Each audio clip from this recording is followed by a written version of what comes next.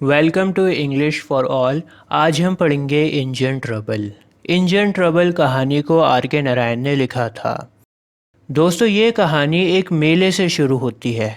जैसे आप अपनी स्क्रीन पर देख सकते हैं, अक्सर ये मेला गांव में लगता है। जो छोटे छोटे कस्बे या बस्तियां होती हैं, वहाँ पर इस तरह के मेले लगते हैं। इन मेलों में झूले होते हैं, बहुत सारे गेम्स होते हैं, लॉटरी भी होती है। तो एक बार क्या होता है, नरेटर मेले में जाता है और उस मेले में लॉटरी का गेम शुरू होने वाला होता है। लॉटरी में बहुत सारे इनाम होते हैं, जैसे झाड़ू, पंखा, प्रेशर कुकर।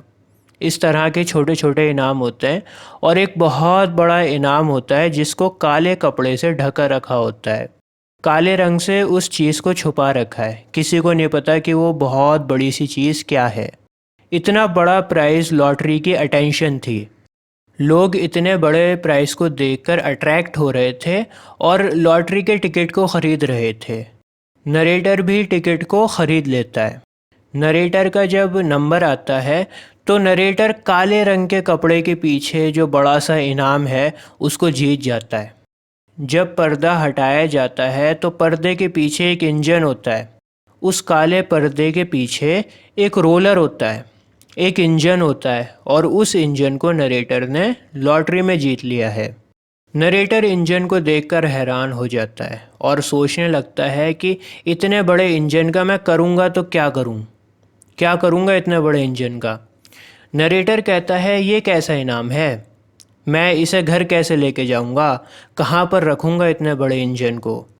लॉटरी वाला कहता है, हाँ, इतना बड़ा इंजन ले जाना आसान काम तो नहीं है, मुश्किल काम तो है, लेकिन तुमने इसे जीत लिया है लॉटरी में और अब ये तुम्हारा है, तुम्हारी जिम्मेदारी है।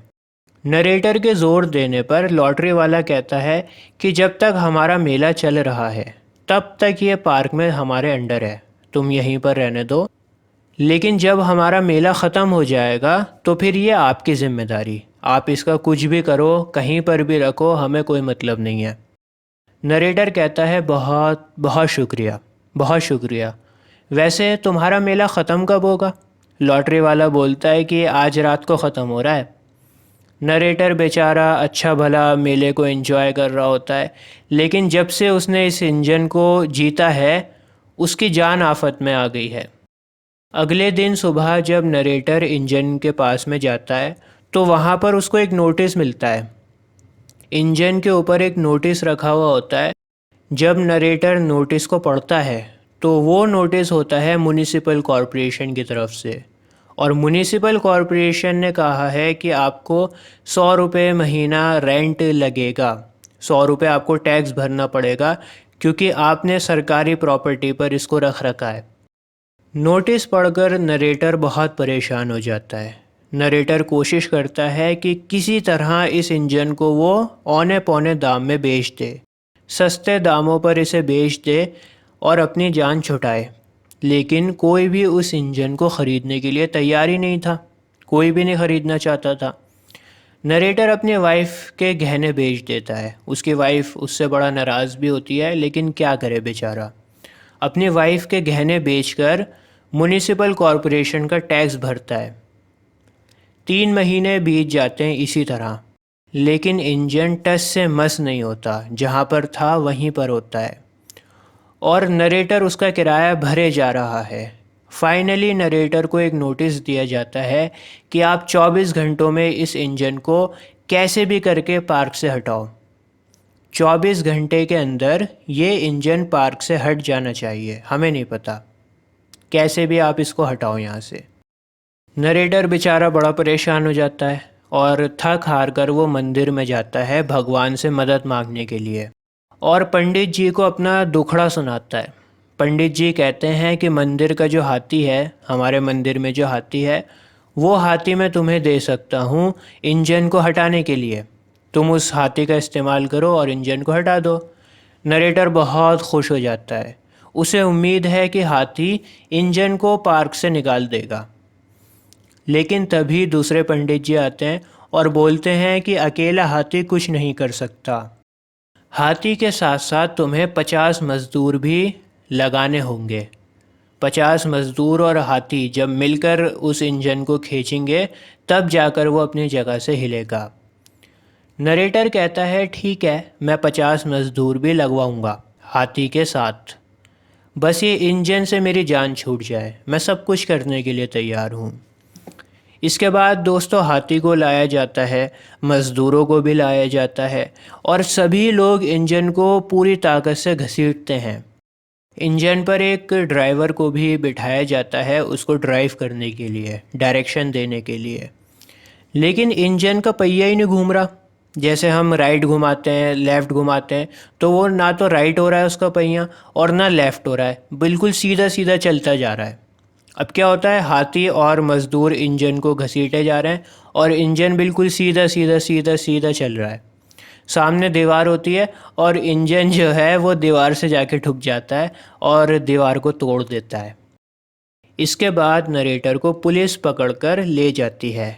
दोस्तों जिस बंदे की दीवार टूटी है, इंजन जिस बंदे की दीवार से टकराया है और उसकी दीवार टूट गई है, वो बंदा नरेटर के ख़िलाफ़ कंप्लेंट दर्ज करवा देता है।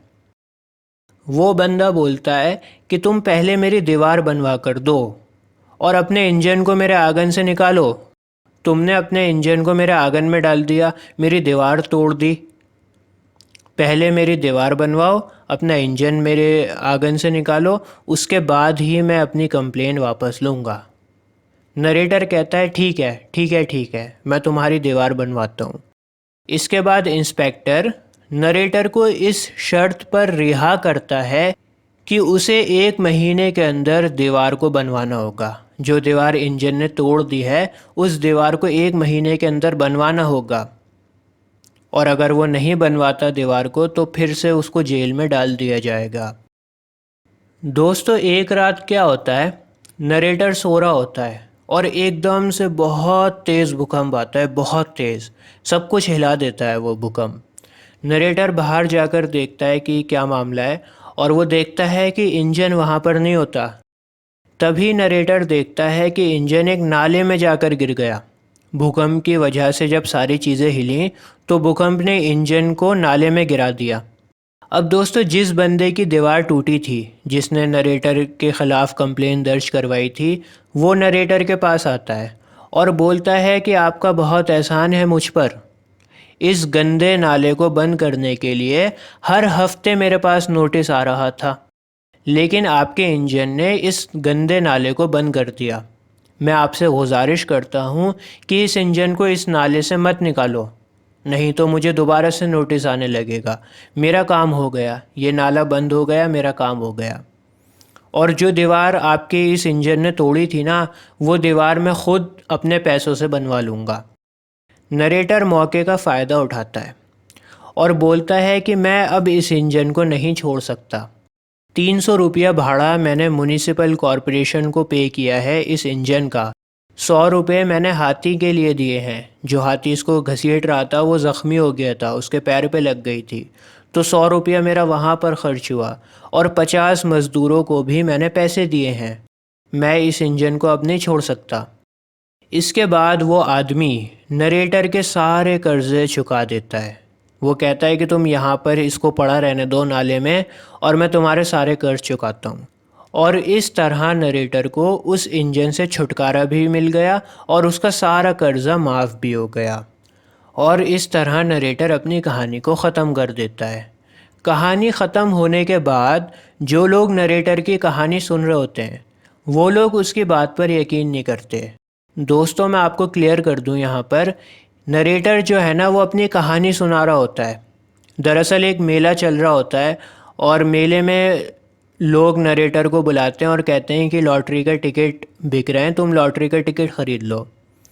लेकिन नरेटर कहता है कि मैं फ्री में भी नहीं ख़रीदूँगा लॉटरी का टिकट। लोग पूछते हैं भाई क्यों क्यों लॉटरी का टिकट नहीं ख़रीदना चाहते, क्या बुराई है लॉटरी में।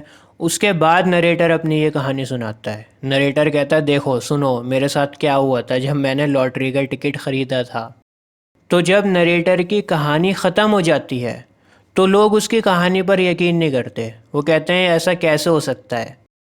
तो नरेटर कहानी के लास्ट में इंजन की तरफ देखते हुए कहता है कि खुदा करे कि इस बार तुम भी अपनी लॉटरी में इंजन को जीतो। जो तुमने टिकट ख़रीदा है उसका तुम इंजन जीतो। तुम्हें मेरी बात पर यकीन नहीं हो रहा ना?